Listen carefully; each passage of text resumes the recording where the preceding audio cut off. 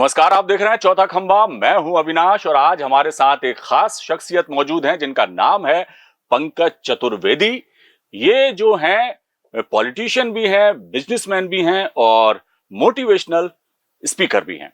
आज हम इनसे राजनीति पर बात नहीं करेंगे, ना ही इनके व्यवसाय से जुड़ी कोई बात करेंगे। आज हम बात करेंगे इनसे कि किस तरह से मोटिवेशनल स्पीकर ये बने और कितनों को अभी तक ये मोटिवेट कर पाए हैं और कितनी सफलता इनको मिली है। तो पंकज जी, आपका बहुत स्वागत हमारे स्टूडियो में। अविनाश जी, बहुत बहुत धन्यवाद। हाँ, तो पंकज जी, सबसे पहले तो यही सवाल कि पहले एक बिजनेसमैन, फिर एक राजनेता के तौर पर आपने शुरुआत की, पॉलिटिकल कैरियर भी आपने बनाया, काफी अच्छे मुकाम पर हैं, भाजपा में आप प्रदेश के प्रवक्ता भी हैं। मोटिवेशनल स्पीकर बनने की कैसे सोची, क्या मन में विचार आया, इस यात्रा की शुरुआत कैसे हुई, पहले हम ये जानना चाहेंगे। देखिए अविनाश जी, मुझे लगता है कि ये सब ईश्वर की कृपा होती है और परिस्थितियां बन जाती हैं जी।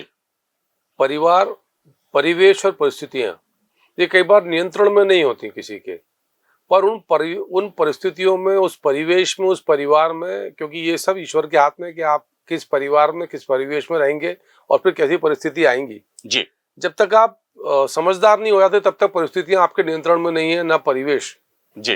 पंकज जी, हमने भी कई बार आपको देखा कि जब विरोधी दल कोई बात कहते हैं और उसका जवाब देना होता है तो आप काफी मुखरता से और प्रखरता से उनका जवाब देते आए हैं। एक सियासी जो मामला होता है, जब सियासत का मामला होता है, वहां पर एक स्टैंड लेना और अपनी पार्टी की तरफ से बयान देना, वो एक बात अलग होती है, और एक किसी को मोटिवेट करने वाली बात हो, वो बात अलग होती है। तो ये जो ट्रांसफॉर्मेशन जो है, कहा जाए, ये कैसे हुआ और कितना मुश्किल रहा आपके लिए, या आसान हो गया कि सालों से आप पॉलिटिक्स से जुड़े रहे और प्रवक्ता के पद पर रहे, चाहे कांग्रेस की बात हो, चाहे अभी भारतीय जनता पार्टी में भी जब से आप शामिल हुए तब भी आपको ये अहम जिम्मेदारी दी गई है। तो कितना मुश्किल रहा या आसान रहा, ये मैं जानना चाहूंगा। देखिए अविनाश जी, मुश्किल और आसान सब माइंडसेट है जी। और उस माइंडसेट को यदि आपने उस अप्रोच को कंट्रोल कर लिया तो फिर मुश्किल नहीं है जी। और मैं दो शब्दों को कोशिश करता हूं कि अपनी शब्दावली में कभी नहीं लाऊं जी। वो दोनों शब्द है, पहला शब्द है काश जी। If I could have done, I hope कि मैंने किया होता या मैं कर सकता हूं। तो ये काश शब्द है ना, और पूरा माया जाल, शब्दों का माया जाल है हमारा। हर शब्द, ये जो मैं आपसे बातचीत कर रहा हूं, आप मुझसे बातचीत कर रहे हैं, ये वाइब्रेशन के थ्रू अक्रॉस द यूनिवर्स जा रही है जी। और इनका इफेक्ट है। आपको उदाहरण देता हूं एक छोटा सा। आज आपसे मुझसे कोई सुबह से 10, 20, 25 बार आप ऑफिस पहुंचे और लोगों ने कहा विनाश जी क्या बात है, थोड़ी तबीयत ठीक नहीं लग रही है जी। तीसरे आदमी ने पूछा, चौथे ने पूछा, पांचवें ने पूछा। जैसे छठा सातवां आदमी आपसे पूछेगा तो अविनाश जी जो बिल्कुल स्वस्थ 100% फिट सुबह घर से आए थे, दोपहर तक वो अपने आप को बीमार महसूस करने लगेंगे और प्लान कर लेंगे कि यार मेरी तबीयत ठीक नहीं लग रही है, और उन्हीं लोगों से बोलेंगे कि I am not feeling well, मैं थोड़ा आज रेस्ट करना चाहता हूं। जी। कैसे हुआ? शब्द से। तो मैंने प्रयास किया उस शब्द की ऊर्जा को समझने का और ये समझा कि विज्ञान के आधार पर यदि हम चलेंगे, देखिए ज्ञान अलग अलग है जी। ज्ञान आपने लिया, मैंने लिया, ज्ञान का स्तर अलग अलग हो सकता है, गुरु अलग अलग हो सकते हैं, पाठ्यक्रम अलग अलग हो सकता है, पर विज्ञान के सिद्धांत शाश्वत हैं। कमियां मुझ में भी हैं, पर कोशिश करता हूं कि अपनी कमियों को आइडेंटिफाई करूं और उनको इंप्रूव करूं। कैसे इंप्रूव करूं, सीखता हूं। तो विद्यार्थी का भाव रखकर काम कर रहा हूं और ऐसा मानता हूं कि 25 साल की ये प्रेरक वक्ता की यात्रा जो है, ये अभी प्रारंभ है और प्रारंभ से लेके अभी इसको और आगे लेके जाना है और सीखता हूं नियमित रूप से 1.5-2 घंटे। आज भी मैं कितना व्यस्त हूं, दुनिया के किसी कोने में खूब ट्रेवल करता हूं, देश विदेश खूब जाता हूं, पर रेगुलर या तो अच्छी ऑडियो बुक सुनूंगा या अच्छी किताब पढ़ूंगा। जी। पंकज जी, इसी सिलसिले को आगे बढ़ाते हुए एक सवाल है कि आजकल देखा जाए तो सोशल मीडिया का जमाना है, आप भी जानते हैं, बहुत सारे मोटिवेशनल स्पीकर जो है नए नए आ गए हैं, लोग अपनी बातें भी रखते हैं, बहुत आसान तरीका हो गया फेसबुक पर या इंस्टा पे या यूट्यूब पर एक कोई लाइन लिख दी, बड़ी लगती है लोगों की, बड़ी प्रेरक पंक्तियां हैं, ये इस तरह की बातें होती हैं। कई लोग जो है वो धर्म को आधार बनाकर लोगों को मोटिवेट करते हैं, कई लोग विज्ञान को आधार बनाकर लोगों को मोटिवेट करते हैं, बहुत तरीके होते हैं।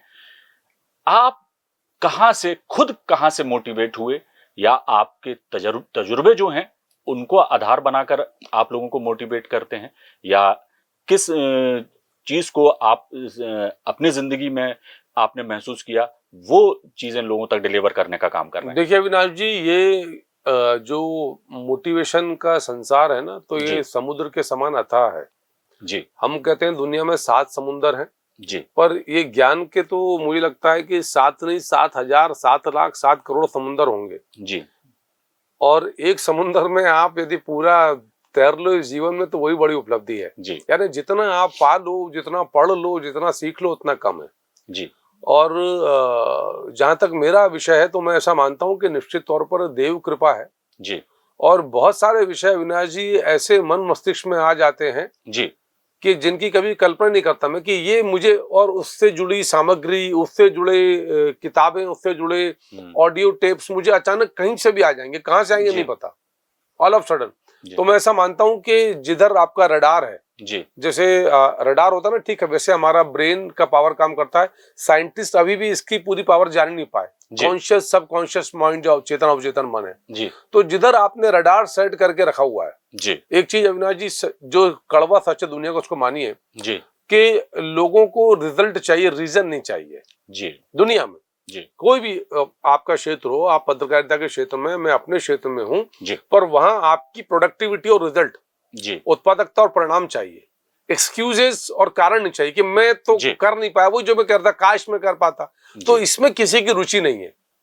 एक चीज मैं पूछना चाहूंगा पंकज जी आपसे। अभी थोड़ी सी ही बातचीत में आपने बहुत गंभीर बातें और बड़ी सार्थक बातें आपने हमारे दर्शकों को बताई। एक चीज मैं जो आपसे पूछना जी चाहता हूं वो ये कि जब से आपने मोटिवेशनल स्पीकर का जो कहना चाहिए कि दायित्व संभाला है, या आप खुद जो है इस दिशा में आगे बढ़ रहे हैं, पहले खुद सेल्फ रियलाइजेशन आपने किया और जी उसके बाद जो चीजें आपने महसूस की अपने तजुर्बे से, वो आगे तक पहुंचा रहे हैं। ऐसी कोई एक बात हमेशा, मतलब ये देखने में आता है कि कोई एक ऐसी बात जो आपके मन को हमेशा से ही जो चुभती रही हो, या आपके मन में हो कि ये चीज लोगों तक पहुंचाना चाहिए, यदि लोग ऐसा करें तो ऐसा हो सकता है।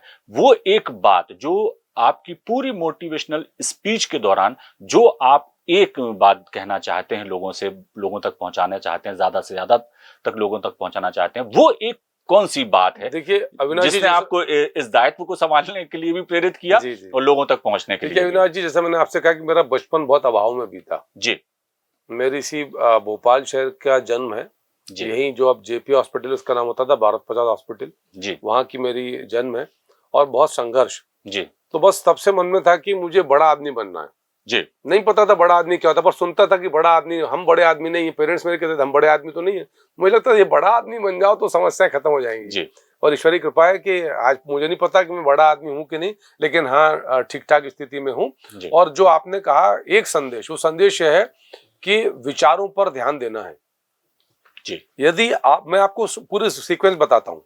जैसा आपका विचार, यानी सोच विचार, जैसा आपका विचार वैसे आपके शब्द। और मैंने आपको पूरे कार्यक्रम में शब्द की ऊर्जा का महत्व बताया, शब्द की फ्रीक्वेंसी महत्व बताया। तो जैसे आपकी सोच, जैसे आपके विचार, वैसे आपके शब्द। जैसा आपका शब्द वैसा आपका आचरण या व्यवहार। और जैसा आचरण, जैसा व्यवहार, वैसे आपकी बॉडी लैंग्वेज और वैसी एक्शन। और जैसी एक्शन वैसे आपके कार्य। और जैसे आपके कार्य वैसा आपका कर्म यानी कार्य। और जैसा आपके कार्य या कर्म वैसा आपका भाग्य। तो पंकज जी, एक बात तो ये तय हो गई कि जैसा आप सोचेंगे वैसा आप बन सकते हैं। विचार में शुद्धता होना चाहिए, और जिस तरह से आपने शब्दों का प्रभाव बताया कि किस तरह से शब्द जो हैं वो व्यक्ति के जीवन में कितना महत्वपूर्ण रोल अदा करते हैं। राजनीति से आप आते हैं और मोटिवेशनल स्पीकर हैं, जी इतनी अच्छी बातें आप हमारे दर्शकों से कर रहे हैं, हमसे कर रहे हैं। ये जो मोटिवेशनल स्पीच है या आपकी वाणी का जो प्रभाव है, क्या आपके संगी साथियों, आपकी पार्टियों पर भी पड़ता है, या वहां भी बहुत बड़ी बड़ी बातें की जाती हैं लेकिन कथनी और करनी में कई बार अंतर देखा जाता है? तो ये जो आपका अनुभव है, तजुर्बा है, जो आपकी वाणी में वो जो है, और आप इतनी प्रभावशाली ढंग से अपनी बात कह पाते हैं, इसका कितना असर आपकी पार्टी पर पड़ता है? देखिए अविनाश जी, दोनों जगह स्थिति, परिस्थिति, परिवेश परिस्थिति भिन्न है। जी आप मैं जब राजनीति में जाता हूं तो फिर ये कुर्ता पजामा और जैकेट यही होती है, मतलब, और जी कुर्ता पजामा और नीचे सैंडल या जूता आ जाता है। पर यदि प्रेरक वक्ता के तौर पर मोटिवेशन की बात कर दो, अटायर डिफरेंट, यानी आपकी वेशभूषा जो है ना वो आपके शब्द व्यवहार पर प्रभाव डालती है, वो बदल देती है, परिवर्तन करती है, और उस आधार पर माइंडसेट होता है। राजनीति में लोग खराब नहीं है, किसी भी पार्टी में कोई यहाँ पॉलिटिक्स की बात नहीं करना चाहता, आपने जिक्र किया, तो कोई व्यक्ति खराब नहीं है वो सोच विचार और अप्रोच कौन सी, इसको हम विचारधारा कहते हैं राजनीति में, वो विचारधारा कौन सी है और ऐसी विचारधारा जो सबके कल्याण की, सबके हित की, सबके विकास की बातचीत करे, जिसमें भारत और भारतीयों का हित हो, वो विचारधारा श्रेष्ठ विचारधारा है और वही कोशिश मैं करता हूं, क्योंकि आपका मूल तो वही है ना, आप मेरा जिसको हम चेसिस कहते हैं या फ्रेम है हमारा, वो तो वही है, पॉजिटिविटी से भरा हुआ, तो नो डाउट उसका रिफ्लेक्शन आता है और मैं प्रयास करता हूं मेरे राजनीतिक मित्रों से, जिन पर मेरा अधिकार है, उनसे अधिकार पूर्वक कहता हूं, जिनसे आग्रह का संबंध, उनसे आदर पूर्वक कहता हूं बिल्कुल कि आग्रह है आपसे। तो दुनिया अविनाश जी बहुत अच्छी है और इसी दुनिया में अच्छे लोग हैं, डिपेंड करता है आपका रडार किधर है। पंकज जी, एक आखिरी सवाल, आप भी देख रहे हैं कि हमारा देश तरक्की की नित नई पायदानें तय कर रहा है, कहां से कहां हमारा देश पहुंच गया है, सफलता के झंडे गाड़ रहा है आज हमारा देश, पूरे विश्व में जो है नाम है हमारे भारत का। भारत का जो युवा है वो भी बहुत टैलेंटेड है, आप भी देखते होंगे कि आजकल के हमारे यहाँ के बच्चे जो हैं विभिन्न क्षेत्रों में कितनी सफलताएं अर्जित कर रहे हैं, और दूसरी ही तरफ देखा जाए तो एक अजीबोगरीब नफरत का माहौल हमारे देश में पनप रहा है। कई तरह की भ्रामक बातें जो हैं वो कहीं ना कहीं असर हमारे युवा मन पर, हमारे तरुणाई पर करती हैं। ऐसे माहौल को देखते हुए आप हमारे युवा, हमारे तरुण जो हैं, जो किशोर उम्र के बच्चे हैं, उनको किस तरह से मोटिवेट करेंगे?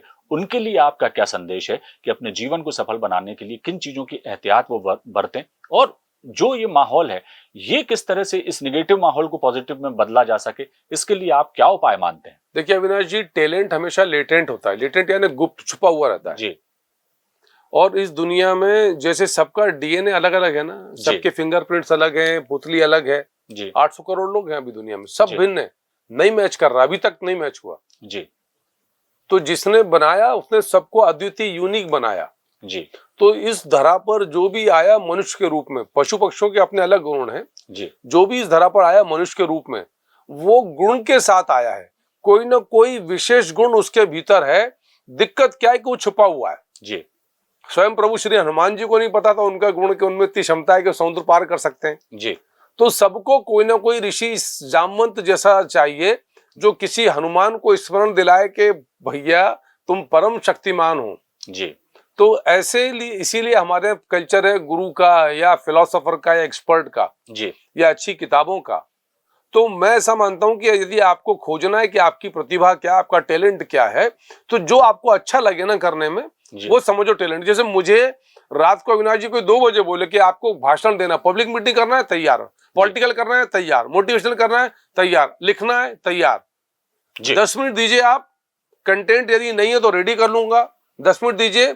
और जब भी लिखने पढ़ने बोलने बैठता हूं, अभी इस स्टूडियो में कदम भीतर रखा तो मेरी खुद से क्या बातचीत थी कि अभी मोटिवेशन पर दुनिया में जितनी भी बातचीत चल रही होगी ना, पंकज चतुर्वेदी की सबसे श्रेष्ठ बातचीत होगी। तो मुझे वो एनर्जी मिल रही है और मैं वो सब डिलीवर कर पा रहा हूं जो मैंने सोचा भी नहीं था। आता जा रहा खट खट खट खट खट, क्योंकि मेरा रडार वहां से कनेक्टेड है और ऐसा सब कर सकते हैं। तो ध्यान देना है कि, और तुलना मत करिए कभी किसी से क्योंकि आप अद्वितीय है ना भाई। तुलना 2 समान लोगों के बीच होती है अविनाश जी, पर जब लोग भिन्न है तो तुलना कैसी, और तुलना करेंगे तो फिर तुलना करने से ईर्ष्या आती है और वो सब वही नेगेटिव तरफ लेकर जाएगा आपको। आप तो देखिए कि आप क्या बेहतर कर सकते हैं। आप अच्छे पत्रकार के गुण है आप में, संभवतः मुझ में अच्छे पत्रकार के गुण नहीं है। कोई अच्छा वैज्ञानिक है, कोई अच्छा जज है, कोई अच्छा अभिनेता है, कोई अच्छा डायरेक्टर है, सबके रोल अलग अलग है ना जीवन में। तो जो रोल मिला उस रोल को आइडेंटिफाई करो और उसको तबीयत से प्ले करो, जिंदगी की पिक्चर सुपरहिट होगी। बहुत अच्छी बातें, गूढ़ बातें आपने बड़े ही सरल ढंग से हमारे दर्शकों को बताई और निश्चित तौर पर उनके लिए ये आपकी कही हुई बातें प्रेरणा का काम करेंगी और वो भी आपकी कुछ बातों को यदि अपने जीवन में अपना लें तो निश्चित तौर पर सफलता उनके कदम चूमेगी। पंकज जी, आप हमारे स्टूडियो में आए, इतनी अच्छी बातें आपने बताई और बतौर मोटिवेशनल स्पीकर आप में क्या गुण हैं और किस तरह का आपका जो कहना चाहिए प्रभाव है वो भी हमने आज देखा। आपकी वाणी में कितना ओज है और कितनी प्रखर तरीके से आप जब राजनीति में के क्षेत्र में बात करते हैं तो अपनी बात रखते हैं, और एक बतौर मोटिवेशनल स्पीकर जब आप बात करने आते हैं तो कितनी ही सार्थक बातें जो हैं आप हमारे दर्शकों से कहते हैं, या जो भी लोगों के सामने आप, जिन लोगों के सामने भी आप जब बातें करते हैं तो निश्चित तौर पर वो भी प्रभावित होते होंगे। आपका बहुत शुक्रिया, आप हमारे स्टूडियो में आए और इतनी अच्छी चौथा बातें खंबा का की। बहुत बहुत धन्यवाद जी, तो फिलहाल दीजिए इजाजत, देखते रहिए चौथा खंबा। आगे भी हम इसी तरह से और शख्सियतों से आपको रूबरू कराएंगे। नमस्कार।